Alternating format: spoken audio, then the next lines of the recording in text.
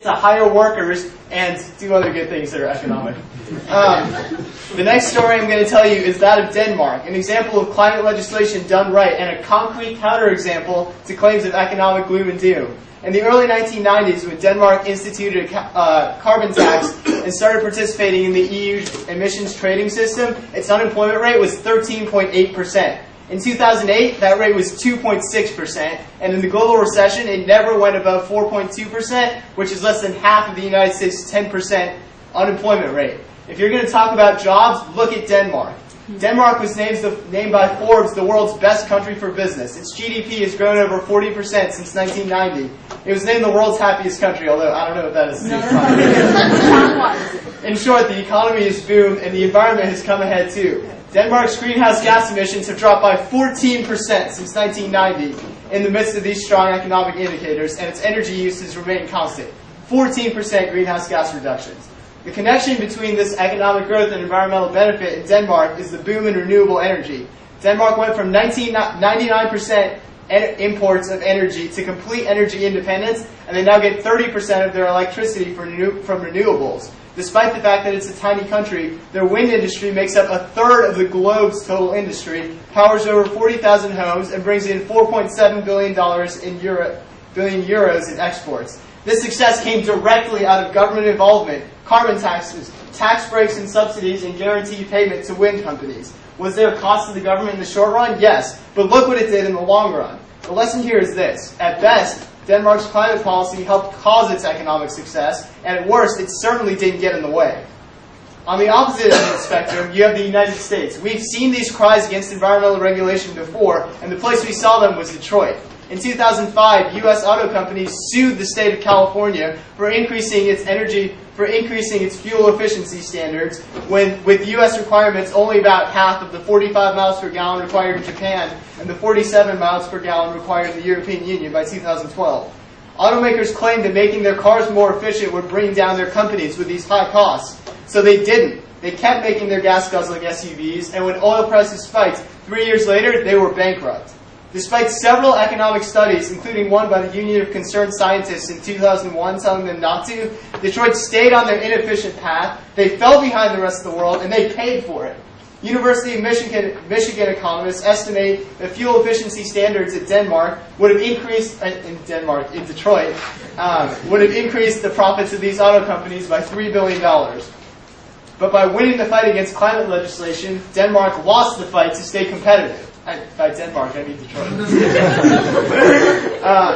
And now the Congressional Budget Office reports that auto companies will use $25 billion in federal bailout funds that you and I taxpayers are paying to, quote, establish facilities to produce advanced technology vehicles that meet certain emission and fuel economy standards. They're trying to catch up in this global industry they fell behind in because the United States environmental regulation was behind. The lesson here is this. Detroit took a major risk by following this high-carbon path in a world developing low-carbon, efficient technologies. Detroit lost. If the United States stays on its current path, it's taking the same risk to a much higher degree. After what happened in Detroit, do we really want to have an entire U.S. economy stay on this inefficient, high-carbon path while the rest of the world makes the transition to clean energy? Can the American economy really afford to miss out on clean technology when the San Jose Mercury News calls it, quote, the biggest market opportunity of all time? We've talked about these numbers before. 9 billion people in the world by 2050. Standards of living rising. Already $7 trillion in energy markets. Someone will provide clean energy to these people and make a lot of money doing it. There's a reason why companies like GE, Shell, Exelon, and PG&E have gone out of their way to support climate legislation. They know they need it to compete. Government investment has driven the U.S. economy before. We talked about the Internet. The Internet boom, huge private companies like Google, Yahoo, and Microsoft, came only after 3 decades and billions of dollars of government investment in research, science, and technology. These companies, the millions of people they employ today, their billions of dollars in profits, they're the payoff of decades of committed policies by the U.S. government, like the wind industry in Denmark. And for the United States, clean technology is the new internet for the 21st century.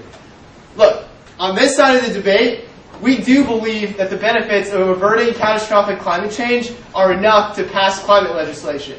But even if you want to ignore those staggering likelihoods that all scientists talk about, You can ignore the island nations in the Pacific that will go underwater, the hundreds of millions of refugees, the catastrophic weather events, and the droughts that will exacerbate starvation in Africa and some of the poorest regions in the world.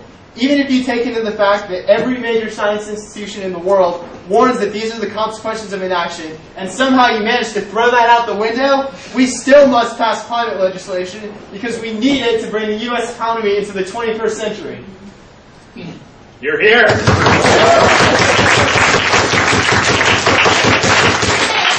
We're going to have one question and then one question from the audience. So make it count. The best way to spur growth in an economy is by forcibly taking some people's money and then giving it to other people to spend. That's what you want to promote. Okay, well, first of all, also, I really had this thing I wanted to tell you, Dakin, but I didn't know. Okay, so I know you're going to get up here and talk about individual freedoms. Interestingly, cap and trade came out of the theories of an economist named Ronald Coase from the University of Chicago, and Ronald Coase is one of the most admired economists by libertarians and conservatives because all of his policies revolve around individual freedom. And that's the theory of cap and trade, is that we believe together that there's a problem that's hurting lots of people and that needs to be addressed. And so by assigning property rights to people, you maximize their freedom in deciding how to deal with the problem. And so, like, we can disagree about whether the problem needs to be dealt with, but I would argue that that's the way to maximize individual freedom while imposing costs. So do you want to answer his question? Oh, right, sorry. What's that? So his question is... That's all right. No.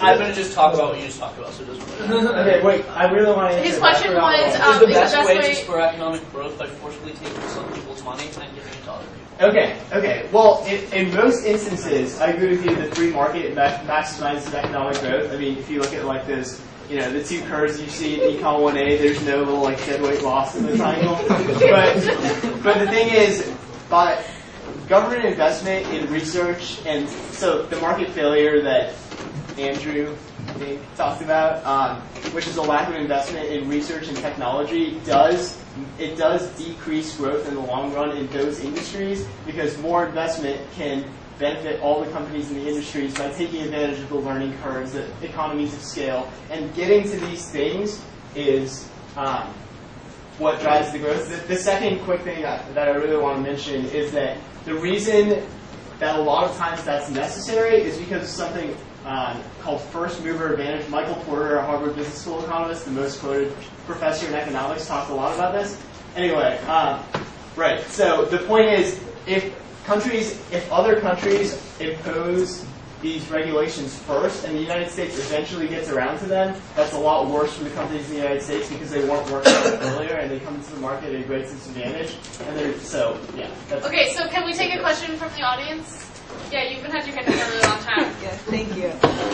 So I completely agree with our three panelists here that America should really get on board with this new legislation because I think America, we have international prestige and a say in this world, and if we say that we are progressing in every other aspect, whether it's our economy or our human rights record, then absolutely we should get on that. Ask a question.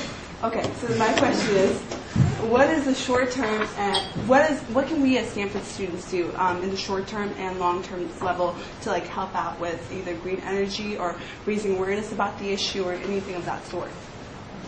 Taylor, do you want to take that?